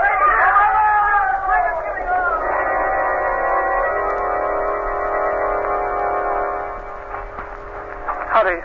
Please, hurry. We're doing everything we can, Professor Morley. Oh, this is horrible. Horrible. My entire class, 17 fine young men, are down at the bottom of that pit. I don't know whether they're alive or dead. Now, take it easy. There's still hope. There ain't no bodies come up yet. Oh, but the rescue party's been down there for over an hour. There ought to be some word. Well, it takes a long time to drag the pool, you know. Oh, here comes one of the rescue squad now. Hey, Harry, what's happened down there? Yes. What's the news? We dragged the pool up, down, and over again. Yes? There wasn't one single body to be found.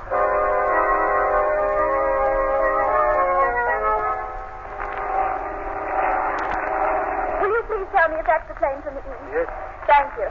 How'd you do, Miss Lane? Oh, Professor Morley, I'm so sorry. I heard about the dreadful thing that happened yesterday.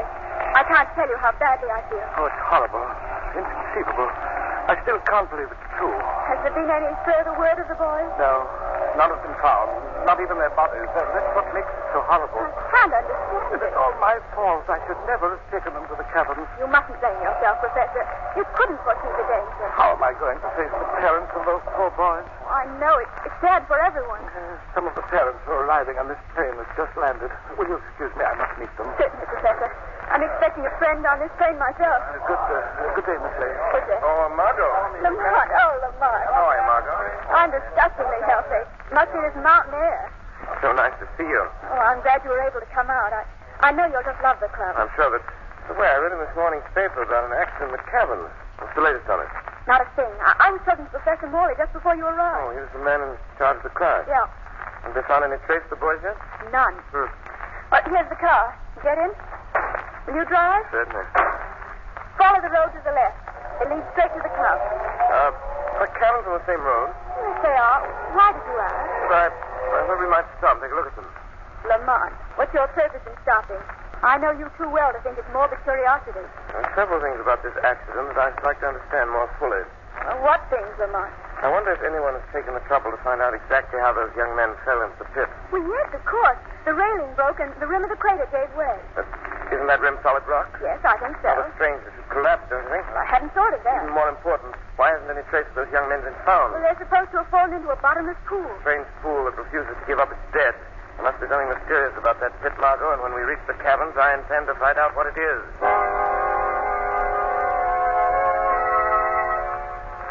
I shouldn't be taking you in here. These cabins were officially closed after the accident. So nothing has been discovered yet? No, ma'am. There was a party down there about an hour ago. We didn't find a thing. Here we are. This is the pit. I see it. That must be the place where the rim gave way. Yes, ma'am, that's it. Broke off very evenly, didn't it? Yes, rocks do that sometimes. Mind if I examine it? Well, you can't go near there. That's ordered. Very well. Tell me, how did the searching party get into the pit? Rope ladder. Over on the other side. The bottom of the pit entirely covered by the pool? There's a wide ledge on one side. That's why the searching party went down over there. Wait for me up here, Margo. Where are you going? The bottom of the pit. That's pretty risky going down there alone. Oh, but he's not going alone. Well, I'm not going with him. I know I am. But Margo... I'm going with you, Lamont. Well, if you've made up your mind, I know better than to argue with you. Here's the ladder. What about these vapors, guys? Are they very hot? No, after you're down 20 feet, you'll be past them anyhow. Well, here we go. I'll lead the way. Careful when you start, Margo. These rope ladders are tricky. Keep going, Lamont. I'm right behind you. I'll be a lot happier when you pass through these vapors. Yes, it's that... Oh! What's the matter? I almost slipped. Goodness, Margo, be careful. Yes, I will. There. And beyond the vapors. How far is it to the bottom? I'll use my flashlight. A little way now. The ledge is directly below it. The voice is down strange down here. Hollow. Like a tube. That's what it is, Margo. There. On the ledge. Easy now. Let me go down. Thank you. Watch your steps. These rocks are slippery. I know. That's how everything feels down here. Icy and cold. Take a look around. Stay close. Hold my hand. All right, Lamont. There's the pool. It looks so black and sinister. Yes, it's easy to believe that it's bottomless. Now we start in this direction and circle the pool. All right. Awfully dark down here. Lamont, did you hear that? Yes. Yes, I did. What was it? Don't know. It seems to be coming from the pool on our right. Who's There's there? no flashlight on it. No one answers. Look, Lamont. Someone's clinging to the edge of the pool. Come on, Margo. Lamont, do you suppose it could be one of the... We'll see. Take the light, Margo. I'll out the water. Give it to me. All right, old man. Come on. There you are. Lamont, it is one of the students. I know it is. I've seen him around the village. Please. I've got to get out. I've got to get out. Take it easy. We'll get you out. What about the others? Are they alive? You understand me? Are they alive? The railing's breaking. We're falling. Help! Help! He's too delirious. He's a very sick boy. Get him out of here quickly. I'll call the guide. Hello? Hello there. What do you want? Found one of the students alive. You lower a rope? You're it. Get it done. This is Margo while I try to turn this on. Lamont, where did he come from? And what are the others? No one. Boy's better than you can tell us there. All right, Bob. All the way. Stop it now. That's it. Don't let him swing against the wall. Hand him all right. Easy. Better climb out again and rush that boy to a hospital. He must be almost at the top by now. Look out! Look out below! The rope is breaking. Stand back, Margo. Oh, Struck the rocket. There isn't much we can do. Lamont, is it? He's dead. How dreadful. Why did that rope break? That rope did not break, Margo. See? It was cut. Yes. Someone up there was afraid of what this boy might say. Now I'm sure, Margo, that this is a case for the shadow.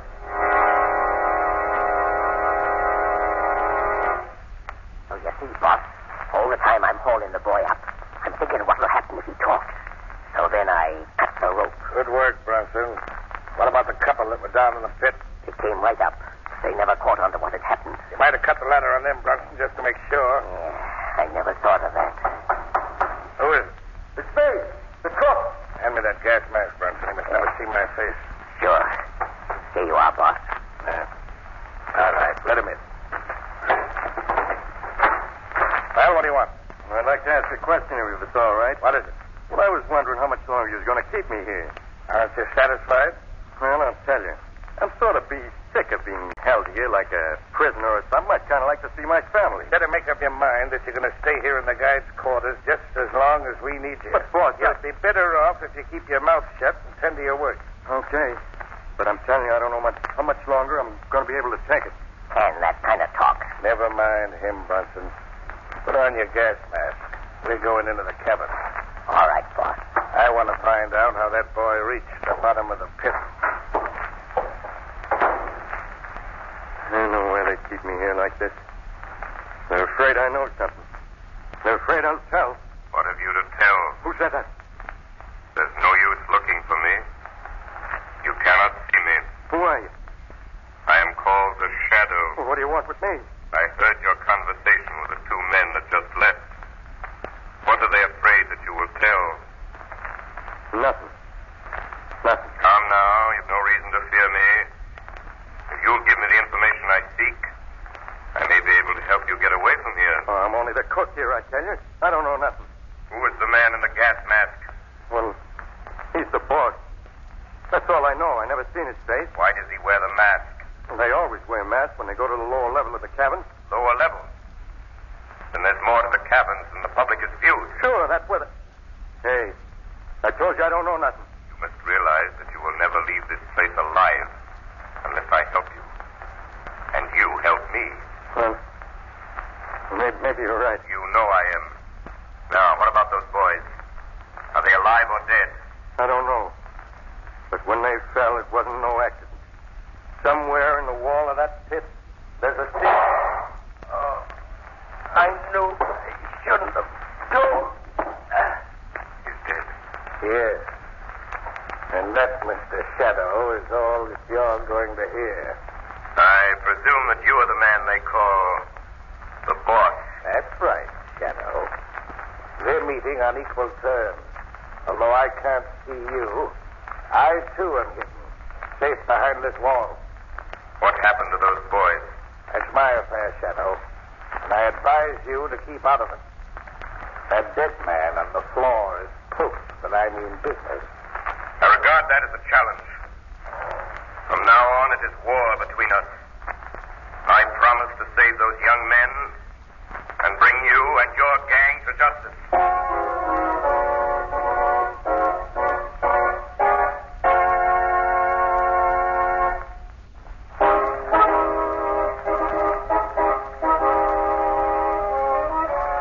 Your hand, Margo. Help you down the ledge. Thanks. Are you sure no one saw us entering this pit? If you'd known about these cabins this hour of the night, the best is to be as quiet as possible. What is it you expect to find here? Well, what the cook told me before he was murdered. Somewhere in the wall of this crater, there's a secret entrance to the lower level of the cabin. You think that the boys' bodies are in there? Yes. Yes, I do. What probably happened is this. The rim of this pit was deliberately undermined. They were dropped into the cabin. And from the cavern they were taken through the secret door? Exactly.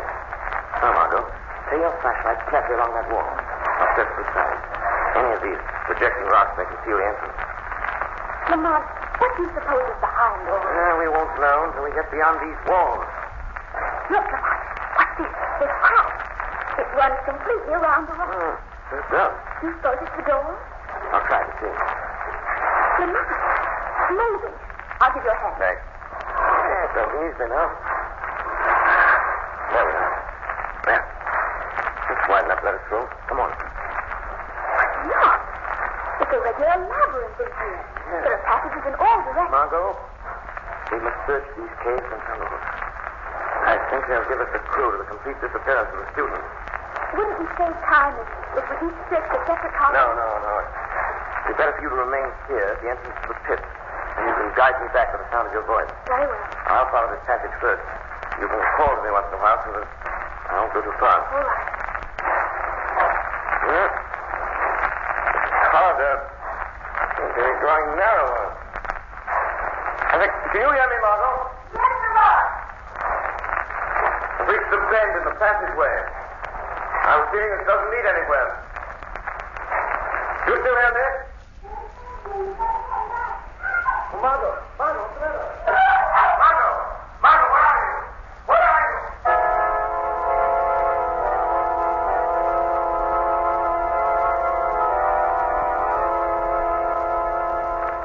What do you think we should do with her, boss? For the present, we'll lock her in the vault. Wouldn't she be safer out of the way? We'll tend to that later. You can't leave me locked in this awful place. In with you. No. Lock the door, Bronson. What about the man that was with her? We'll get him now. You start looking for the girl and get lost. Pick him up in one of the corridors. Come on. Margo. Lamont, you're here. Yes. I'm just outside the door of the vault. There's the shadow. They go to look for you. I know. One of them was the dog. The other was the man they called the boss. Did they harm you? No. But if they find you, I think they can come to kill us both. We won't give them that opportunity. Get you out of here at once. We may meet them in the corridor. Not if we proceed carefully. Walk straight down the passageway. Stay close to the wall. I'll be right beside you. Did you discover anything? No. Now, I've been too concerned with finding you. Soon as you're out of here, I must act quickly. That's all very hard, boy. Quick. Hide behind this rock. Don't move. Can't waste much more time looking for him. He'll never find his way out. Well, let him go for now. There's something more important to attend to than mine. All right, Margo. He's gone. This corridor leads up directly outdoors. Follow it. You'll come out within 100 yards of the car. Aren't you coming with me? No, I must follow them. Didn't you hear them speak of a mine? Yes. That may be our clue to the whereabouts of the missing boy. Do be careful, Lamont. These men are dangerous. They stop at nothing. There's something I want you to do, Margo. As soon as you reach the village, communicate with the police and bring them back here. I may need their help. All right. Goodbye, Lamont. Good luck.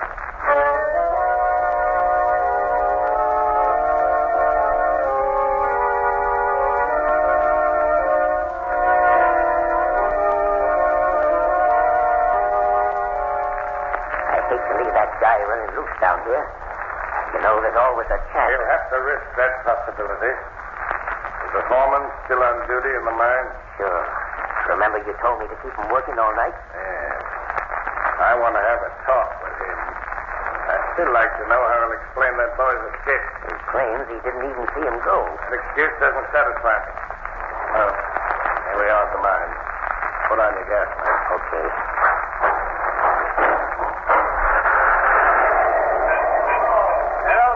Hello, Boston. What luck you been having, Captain? Here's a couple we dug out about an hour ago. Let me see them. Boy, they'll be beautiful rubies when they're cut. And I think that no one but us knows this magnificent gem can be found. I've had a hard time keeping the students from dropping in their tracks. You know, they've been working steady for 18 hours. And they must keep on working. This is the last night. Hurry them up. Well, they're working as fast as they can. After all, if we took our masks off and breathed the gas in this mine for a while, we'd be slowed up, too. I think I can wake them up. Hand me that whip. No, boys. Don't hit the boys. They're half dead now. Hand me that whip. Now look a little lively. Come on, dig in there, you.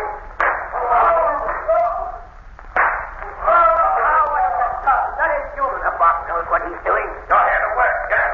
Come on. Get it.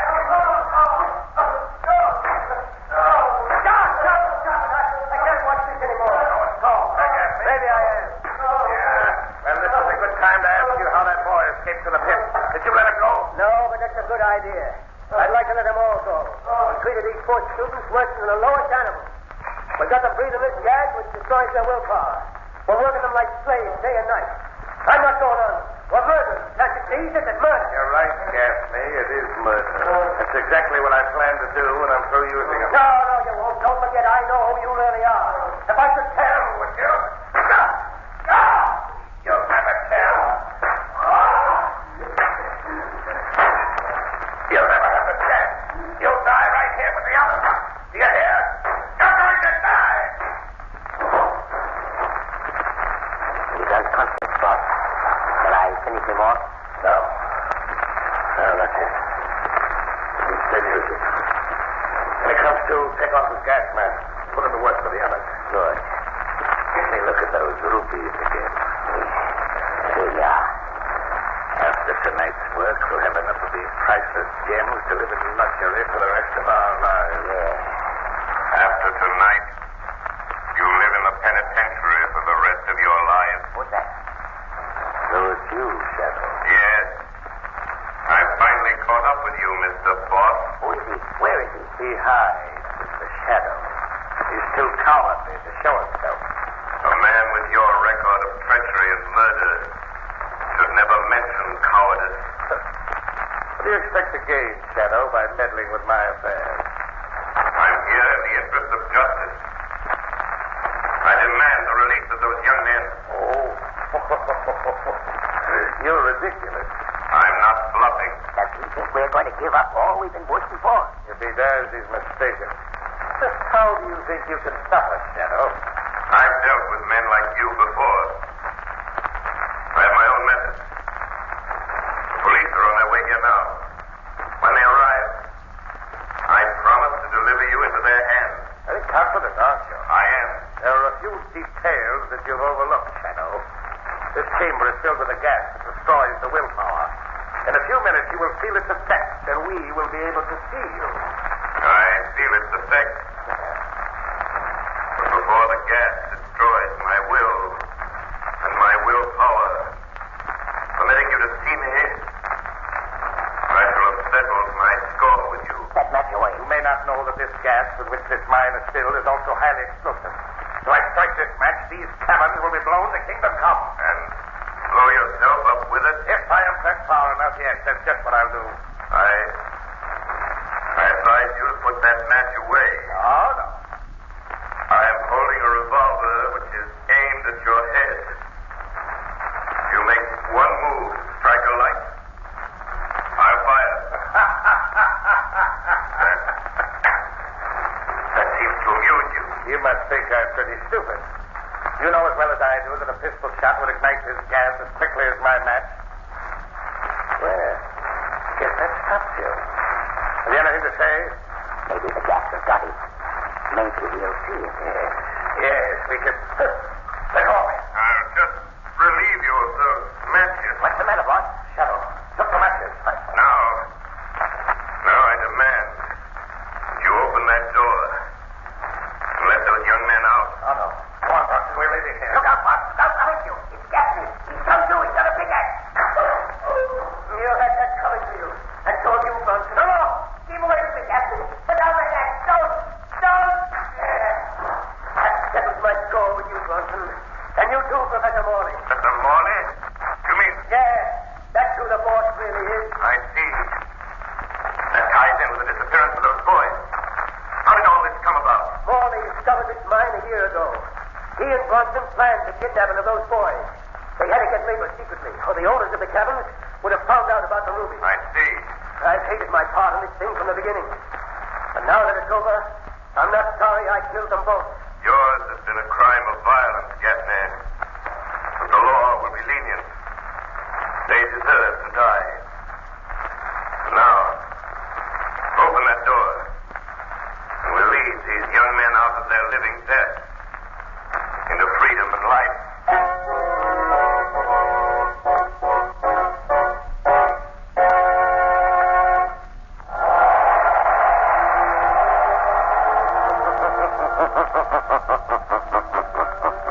The weed of crime bears bitter fruit. Crime does not pay. The shadow knows.